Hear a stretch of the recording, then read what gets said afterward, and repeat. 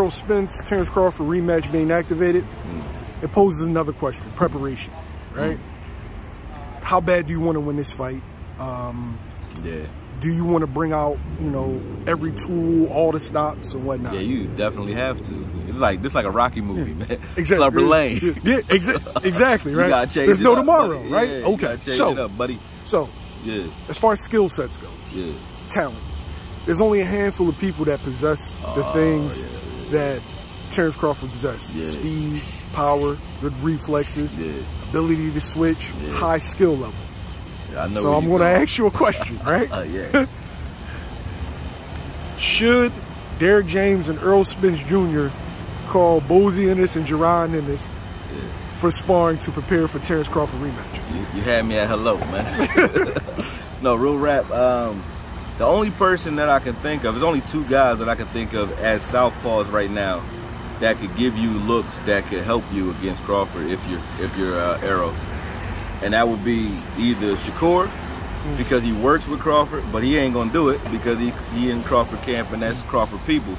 So it's either Shakur Stevens, because you'll get speed and you'll get a look from southpaw that can mimic some of the things that he's come accustomed to after working with Crawford, but that's not gonna happen. Or you work with Boots, who's gonna give you not only tough sparring, but the switch hitting capability so that you can clearly work with a guy who can give you both, and you don't got to pull a conventional guy in that might be worth something and a southpaw, and you just work with. That would be my main and chief sparring partner, unless Boots need a breather. That would be my guy. We would be working for that entire camp.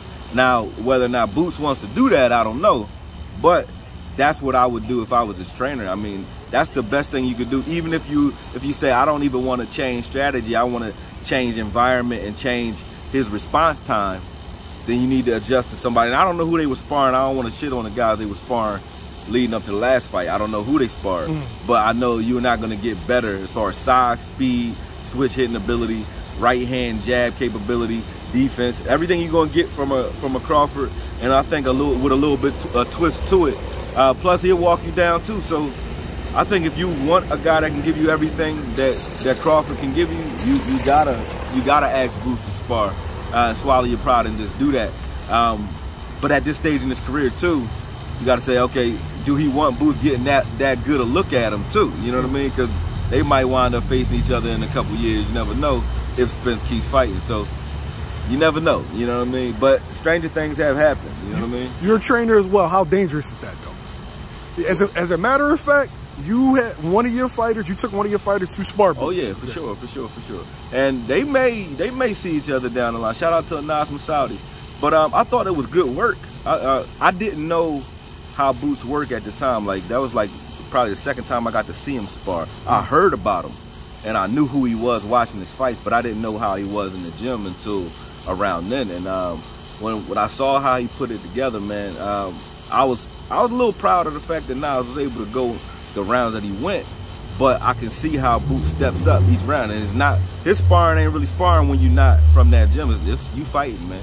So I think that's the intent. Some guys don't like that. Some guys don't like it. Some guys want to practice and they want to learn certain things. They want to gradually up their pace. But I think when you're meeting that type of intensity that you had to deal with against a Crawford, you need intensity. Like you need to go and pull out all the stops. So that's what he needs. He need to go in there in an intense session. It is dangerous.